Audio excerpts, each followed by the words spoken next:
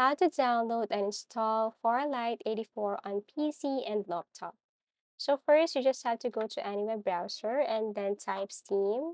And then you will see here the green one, install Steam. You have to tap this and you have to tap install Steam again, this color blue here.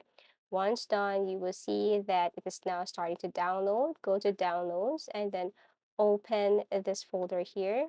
Right click, run as administrator, and you just have to wait as it is processing. Okay, so once done, you just have to click next, next, next, close, and then finish. Okay, install first, close, and then finish. Now, once done, you can now open your Steam, and then here you have to go to store. Now go to the search icon and then type Farlight 84.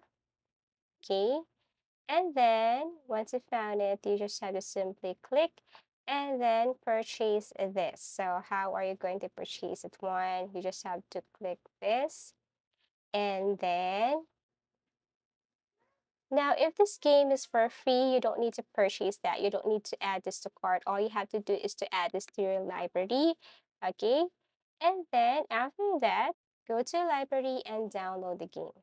Okay, and then once done, you can now start playing this game. And that's how easy it is to download and install Farlight 84 on PC and laptop. Thank you so much for watching and see you again in our next videos.